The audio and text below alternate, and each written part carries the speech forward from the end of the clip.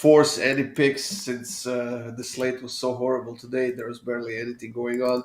We did have that Fiorentina Roma game, and it's still 2-0. Fiorentina scored two quick goals in the first half in 5th and 11th minute, and the result hasn't changed after that. Roma pretty much, I don't know, Ma- lifeless in this game. Mailed Only it in. one shot on target, three corner kicks, and that's about it from them in this game.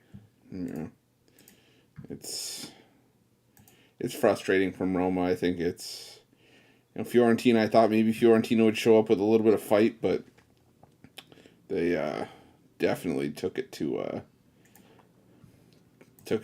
Roma today. Yeah, and standing wise, Fiorentina and Roma are now equal with 59 points. Roma is still a spot ahead because of the better goal difference, but not by much. There's only, I think, so Roma has plus 13 and Fiorentina has plus 9 goal difference. So it's not that big of a difference. And if Roma can get a couple more points from their last two games, they could actually qualify for the Europa League or at least the Conference League. Potentially, like you said, there is a lot of work to be done, but it'll be interesting if they can actually come through with it. Yeah, I think this is the first of their last, what, 5 games that they scored a goal, even. Yeah, I think they've been shut out in four straight. I believe I could be wrong, but Yeah, I think that was the case. And they were on a 4 game losing streak. Actually, they scored one goal in their last 4 games before this one. So now, Chris, did you have any bets going on yesterday? We had a pretty big slate, and honestly, I did make profit on my premiums, but it could have been so much better if Eintracht and Borussia Mönchengladbach scored only one more goal in that game. But overall, I'm actually satisfied with the Sunday. you know what? I saved it for. Believe it or not, I saved a lot of my action for today, and I kind of dabbled in leagues I maybe wouldn't normally, but I had a couple free bets. I was like, you know what? I'll try it. I'm not going to try to pronounce names, but there's a Polish league draw that I caught this morning. Girona and Tenerife. I'm getting right now in the Segunda Liga. Uh, what else? There's another one. Of course, leave it to me to bet on Everton, but in Everton in Chile. And I got the draw in that one as well. So, but of course, the two games that I kind of separated and made my marquee draw parlay: Fiorentina, Roma, and Konya Spor, Antalya Spor. Of course, those wouldn't come in. Well, unfortunately, but I guess you're pretty happy about the little Everton team, Everton Junior, Everton Junior. Everton South. Yeah. What about the EPL Everton? They beat Leicester yesterday, and they got out of the relegation zone right now. What did I say when we start? And I know we talked about it yesterday, you and I, but I said if we had those 15 points that were up for grabs when we played Leicester twice, Chelsea, Liverpool, and United, I said I would have been happy with 7 points. 10, I am absolutely flabbergasted. I'm floored that we got 10 points out of a possible 15. Wins over United, Chelsea, and Leicester, and another draw against Leicester. Yeah. Liverpool, you want the win, but more often than not, it goes the way of the red. You know what? So, uh, I'm happy. Like I said, we're out of the relegation zone. Now it's Leeds and potentially Burnley, still not out of the woods yet. So, but granted, neither are Everton. So, not counting my Yeah. chickens, but I'm happy. Well, there's Watford for Everton, Brentford at home, and Crystal Palace at home, and then against Arsenal in the last round. Hopefully, by that time, Everton will be safe and secured the spot for next season. But I think that in the next 2 games, if they can get 4 points, I think they're safe. Yeah, this is gonna sound really weird. I am just as scared for Watford as I am Chelsea, Leicester, United, because Everton rose to the occasion in those better games. But this is the kind of game where it just feels like they could drop a point. I don't know why. This is just how it normally works for Everton. It happened against Burnley, earlier this season in what is right now proving to be a very crucial fixture. That game that Everton lost 3-2, they had a couple goals in that game, and Burnley just found a way to win, and Everton sort of just fell flat near the end. And I worry that it could be the same against Watford, but I think we'll talk about that tomorrow. So Yeah. we'll have to see. What about AC Milan, Chris? They're kicking butt. We touched on this. I think that if AC Milan runs the table and wins the Serie A title, it is very deserved, just because of the level of competition they had to play over the last, basically since the Coppa Italia final, where I said that if I said I had Inter in the driver's seat, but again, Inter has not looked the part of a title contender in the last couple of rounds. I think. Yeah, only Atalanta and Sassuolo left for Milan in the last two games of the season. Yes, Inter does have easier schedule. They have Cagliari and Sampdoria to play against, but they are playing in the Coppa Italia finals against Juventus, and I'm pretty sure that will have some kind of effect on them for this weekend. But we'll see. I hope that Milan can stay at the top, and I hope they can finally win the title, and it would be a very well deserved for them this season. I was almost going to ask if Coppa Italia got got Inter anything, but it wouldn't matter because they're in a Champions League spot. Well, it could get them a trophy this season, No, right? I just meant like for positioning if they were to lose that game. If they were to lose that game, well, nothing would happen. They are in the Champions League spot. Yeah, Uh, it wouldn't matter to any. Actually, I think it matters for the team that got knocked out in the semifinals. I think that if Fiorentina doesn't qualify through the league, they might get qualified through the Coppa Italia since all the other teams have qualified for something already this season. So I think that that's how it works, but I'm not quite sure. I'll have to read up on it, but I think that might be good for Fiorentina. That if they don't qualify through Serie A, they might actually get to one of the European competitions through Coppa Italia semifinals. yeah, that's not bad at all. Now, Chris, we got some EPL matchups this week. We got LaLiga matchups as well. We got that Coppa Italia finals on Wednesday. So let's move on to tomorrow. Then we got an interesting matchup in the EPL. We have Aston Villa and Liverpool facing off.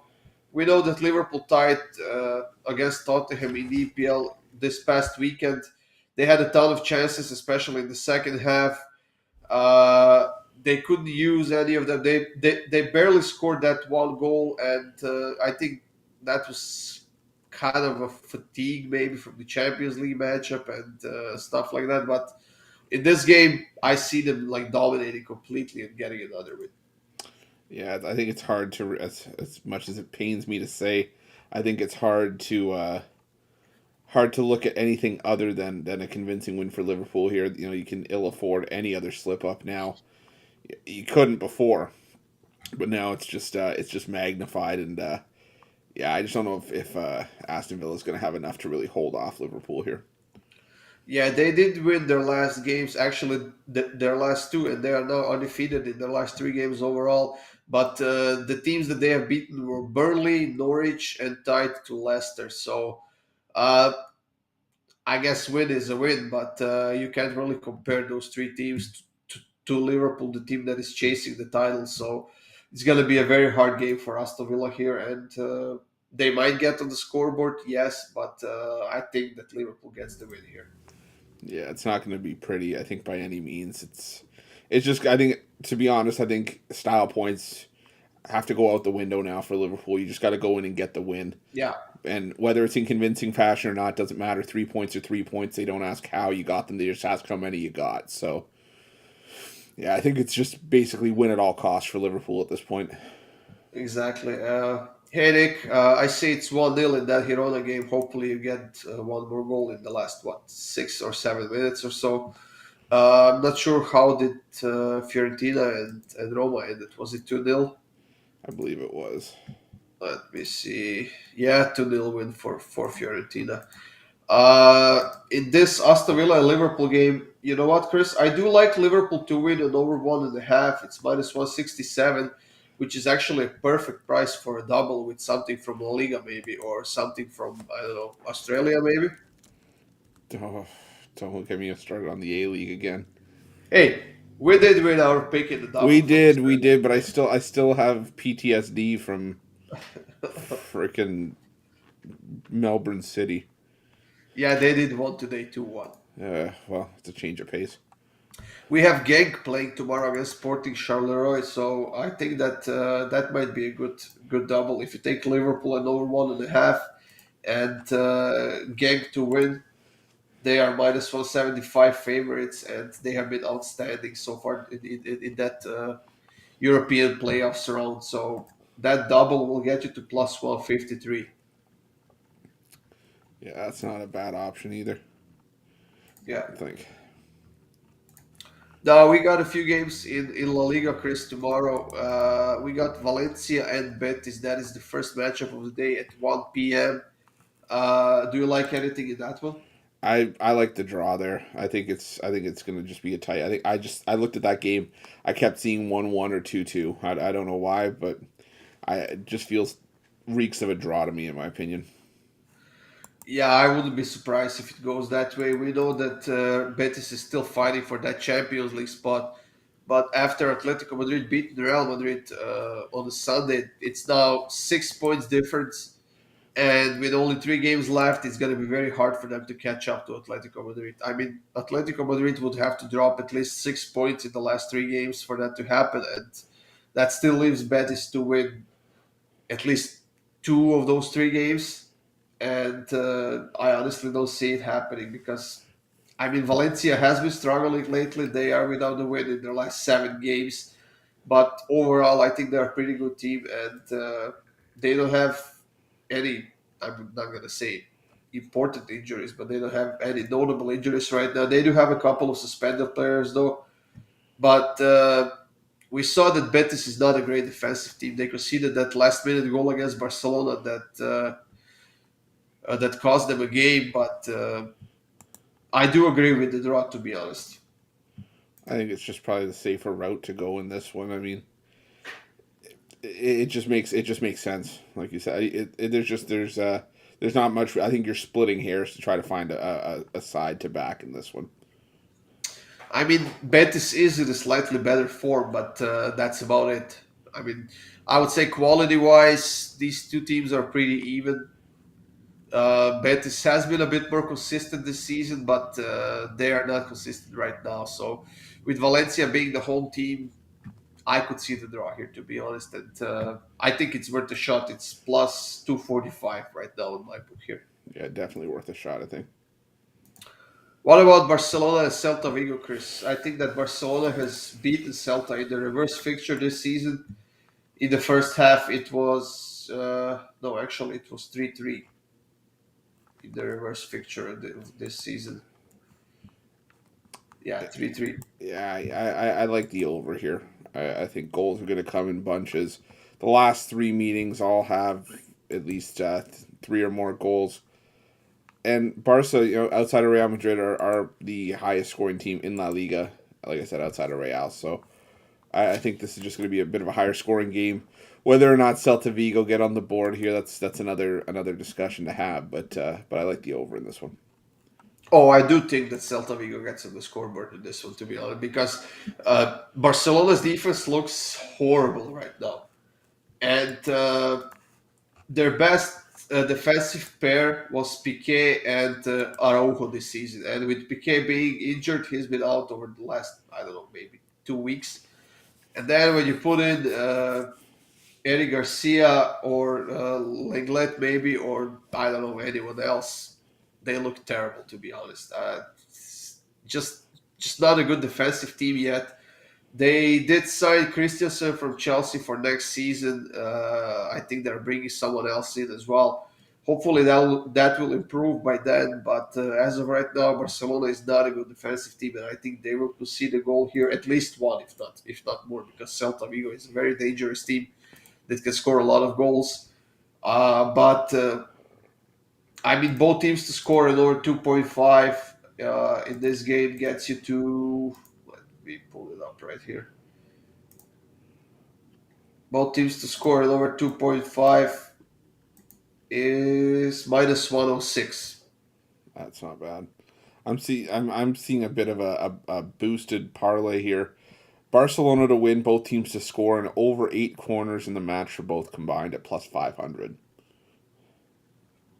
That's not a bad pick. I think we can expect corners in this matchup. Yeah, or Barcelona to win 3-1 correct score plus 1200. So Huh.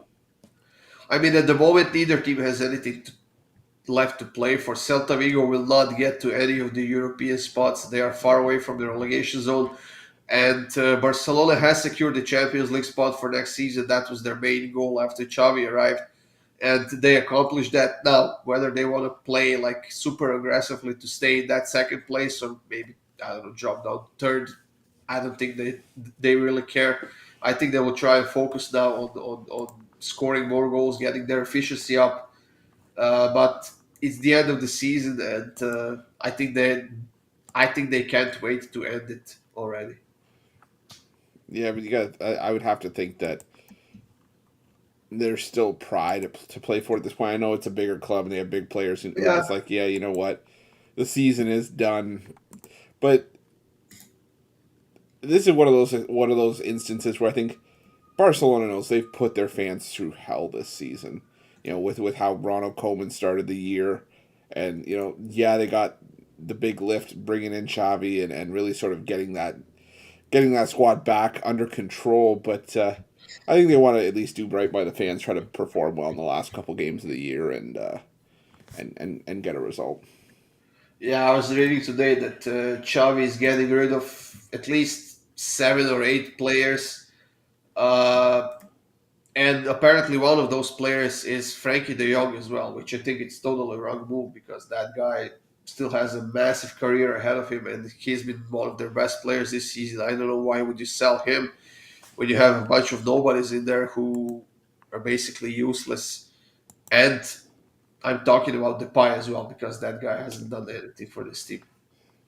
They got him Well, for free, so now that you have him under contract, sell him and make some profit out of him because with players, I mean, apparently Dembele is signing a new contract. That's great. You have Fati now, who's recovered from injury. You have what's his name? That got there from Manchester City. Ferran Torres. You have Aubameyang as well. They are bringing in. Who did they sign? They signed somebody else. I don't know who they. Apparently, they want to sign Lewandowski. Yeah, so I don't think you actually need Depay. we'll take him, Who's we? Everton. Apparently, Tottenham and Napoli are interested.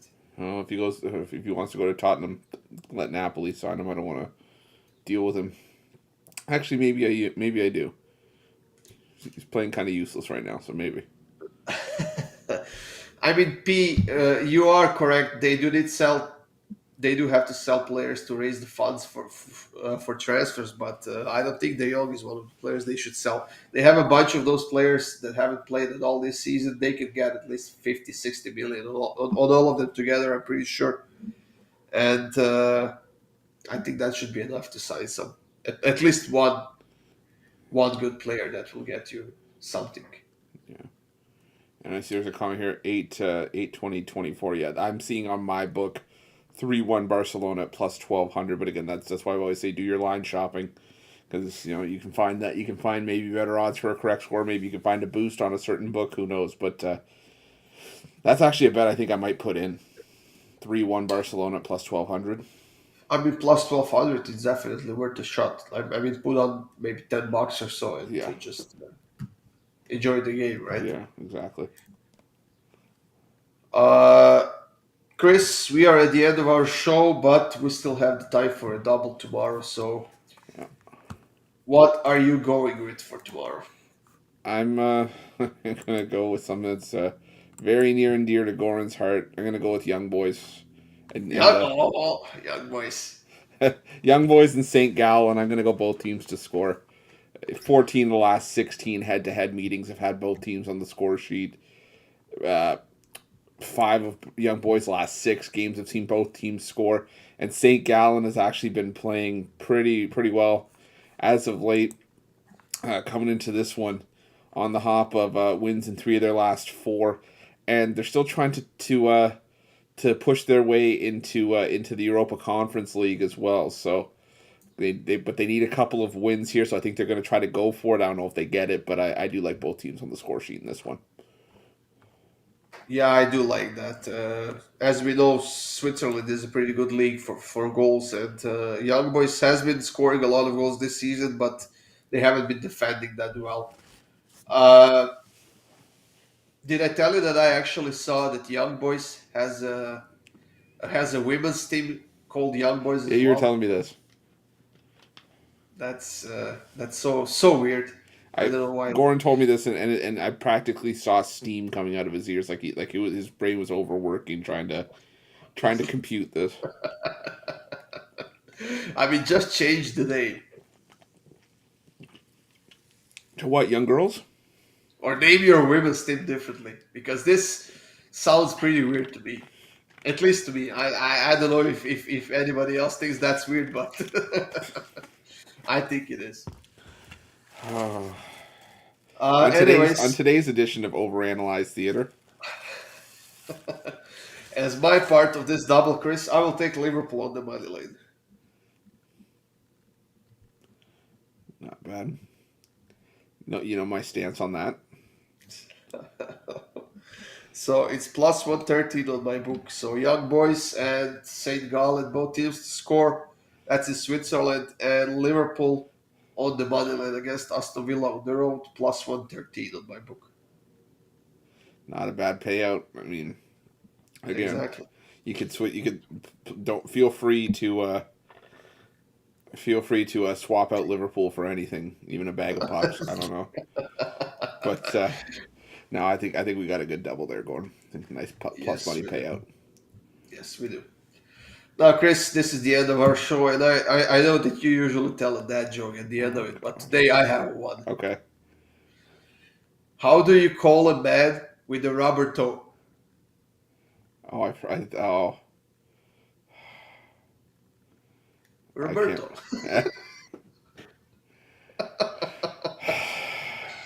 No, but on a serious note, I was trying to get the soccer show sponsored.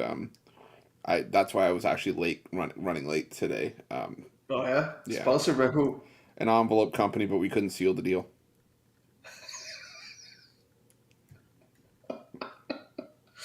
Oh The my best god. ones are when you kind of reel them in a little bit, and then they think you're serious, and then drop it on them. Oh man. Anyways, guys, that's it for today. Thanks for joining us. We do have actually, Miguel. There are soccer picks coming to the betting tools. Mitch told me recently that they should be there shortly with the next update, which I'm not sure when it is, but I will check. And I will have that information for you tomorrow for the live show. But yes, the soccer picks are coming to the betting tools. And stay tuned for the videos, guys, coming up on YouTube later on today. There will be another parlay coming up as well, so check that one out and play the one we give out on the live show. I think it's a pretty solid bet for a nice plus money. Chris, anything else to add? No, I think we've reached our dad joke quota for the day. All right, then I'll take it. That's it for today, guys. Have a nice evening. Win some money, and we'll see you tomorrow at 4:30 p.m. Eastern. Good luck, everyone.